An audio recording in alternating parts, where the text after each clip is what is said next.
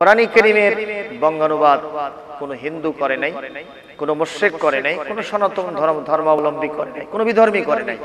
এটা মুসলমানরাই করেছে।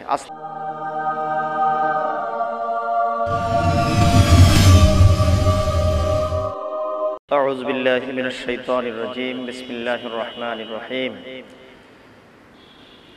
আলহামদুলিল্লাহিল্লাযী হাদানা লিহাযা ওয়া মা কুন্না লিনাহতাদিয়া লাউলা আন হাদানাল্লাহ। والصلاة والسلام على رسول الله وعلى آله وصحبه أجمعين। প্রিয় দর্শক শ্রোতা, আসসালামু আলাইকুম ওয়া রাহমাতুল্লাহি ওয়া বারাকাতুহু। সকলকে শুভেচ্ছা জানিয়ে একটি গুরুত্বপূর্ণ বিষয় আপনাদের সামনে আলোচনা করার জন্য হাজির হয়েছি। সেটি হলো এই, আমাদের দেশে একটি কথা প্রচলিত আছে, সেটা হলো যে কোরআন কারীমের বঙ্গানুবাদ বাংলা ভাষায় অনুবাদ সর্বপ্রথম যিনি করেছেন তার নাম হলো গিরিশচন্দ্র সেন।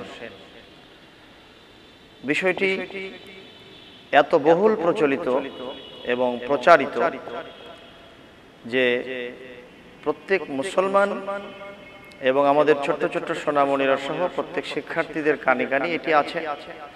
যখন কোনো সাধারণ জ্ঞানের প্রশ্ন দেওয়া হয় যে কোরআনের প্রথম বঙ্গানুবাদ কে করেন, সেখানে দেখা যায় গিরিশচন্দ্র সেনের নাম লিখে থাকেন। মজার ব্যাপার হলো, আমাদের বাংলাদেশের ইসলামের প্রচার ও প্রসারের জন্য একটি প্রতিষ্ঠান প্রতিষ্ঠিত হয়েছে যার নাম ইসলামিক ফাউন্ডেশন। এই ইসলামিক ফাউন্ডেশনের গিরিশচন্দ্র সেনের জীবনীমূলক একটি গ্রন্থ আছে। সেই গ্রন্থের ভিতরেও লেখা হয়েছে যে তিনিই প্রথম কোরআন কারীমের বঙ্গানুবাদ করেছেন। আসলে কি তাই? বিষয়টি যখন ছোটবেলায় আমরা শুনতাম এবং আমরা কর্মজীবন পর্যন্ত আমরা সবসময় এ বিষয়ে চিন্তা করতাম, আশ্চর্য হতাম যে বাংলাদেশে এত হাজার হাজার লাখ লাখ ওলামা হযরত, বিদগ্ধ ওলামায়ে কেরাম থাকতে একজন হিন্দু মানুষ কোরআন কারীমের অনুবাদ করলেন কিভাবে, আর এটা মেনে নেওয়া যায় কেমন?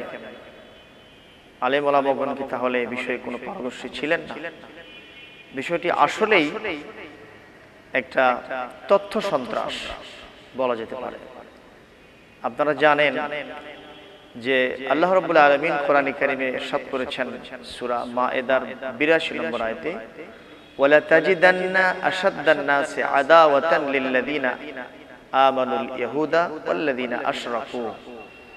আল্লাহ পাক বলেন যে অবশ্যই এই পৃথিবীতে হে নবী আপনি পাবেন ইহুদি এবং মুশরিকদেরকে ঈমানদারদের সাথে বেশি শত্রুতা পোষণকারী হিসেবে আপনি পাবেন।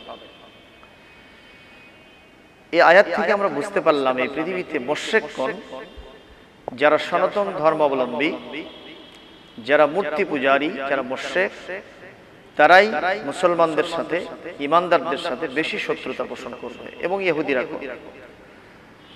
কেবলমাত্র এই বিষয়টি, এই তথ্য সন্ত্রাসটি মুসলমানদের সাথে শত্রুতা এবং তাদের ভিতরে একটা সন্দেহ সংশয় এবং তাদের নৈতিকভাবে দুর্বল করার জন্যই এই বিষয়টির অবতারণা করা হয়েছে। আমরা ইতিহাস পর্যালোচনা করলে সঠিক যে তথ্যটা আমাদের সামনে উপস্থাপিত হয়, বের হয়ে আসে, সেটা হলো এই, বাংলাদেশে এবং আমাদের এই দক্ষিণ পূর্ব এশিয়ায় বলতে পারেন, ভারতীয় উপমহাদেশে সর্বপ্রথম কোরআন কারীমের বঙ্গানুবাদ হয় 1808 খ্রিস্টাব্দে। এটি বাংলাদেশের একজন বিদগ্ধ আলেম, যিনি রংপুর নিবাসী, নাম হলো মাওলানা আমির উদ্দিন বসুনিয়া। তিনি সর্বপ্রথম বঙ্গানুবাদ করার জন্য সাহসী পদক্ষেপ গ্রহণ করেন এবং তিনি কোরআন কারীমের কিছু অংশ অনুবাদ করেই ফেলেন।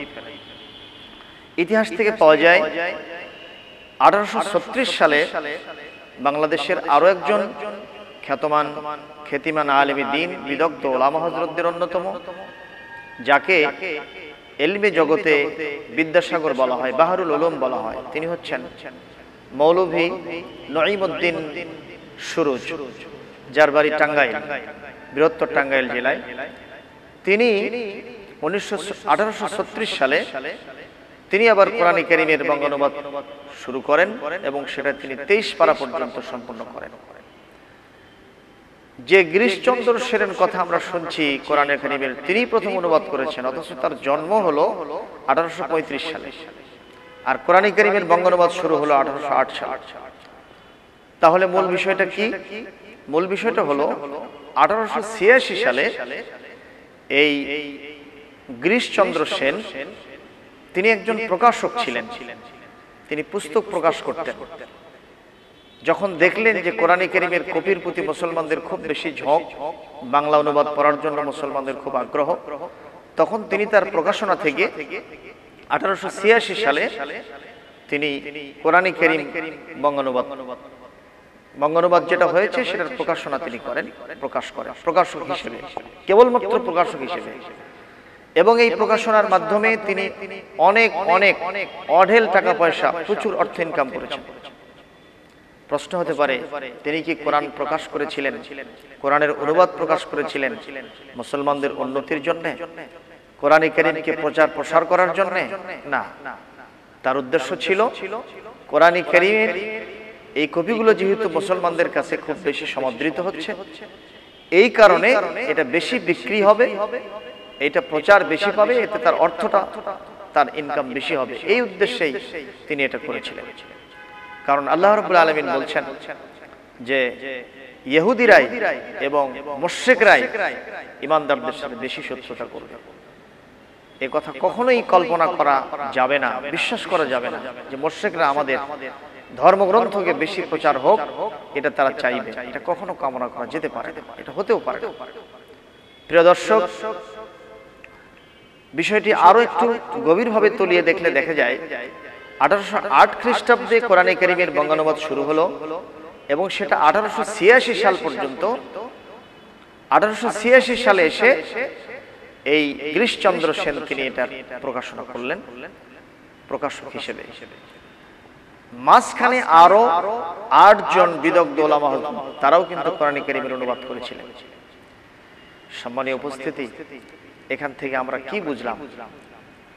এখান থেকে আমাদের কাছে একটা বিষয় স্পষ্ট হলো, প্রতিভাত হলো, পরিষ্কার হলো যে কোরআন কারীমের বঙ্গানুবাদ কোনো হিন্দু করে নাই, কোনো মুশরিক করে নাই, কোনো সনাতন ধর্মাবলম্বী করে নাই, কোনো বিধর্মী করে নাই, এটা মুসলমানরাই করেছে। আজ থেকে আমি আশা রাখছি আমাদের যে ভুল ধারণা মনের ভিতরে স্মৃতিপটে পঞ্জীভূত ছিল, অঙ্কিত ছিল, এটা দূর হয়ে যাবে এবং যারা এটা শুনছেন এর বহুল প্রচার আপনারা করতে থাকবেন। আমি আশাবাদ ব্যক্ত করে সকলের দীর্ঘ এবং সুস্বাস্থ্য কামনা করে কোরআন কারীম সকলের অন্তরে গ্রথিত হোক, এটা ভাষান্তর হয়ে সবাই আমলের জন্য গ্রহণ করুক। আল্লাহ আমাদের সকলকে মঞ্জুর করুন। ওয়া মা আলাইনা ইল্লাল বালাগ। আসসালামু আলাইকুম ওয়া রাহমাতুল্লাহি ওয়া বারাকাতুহু।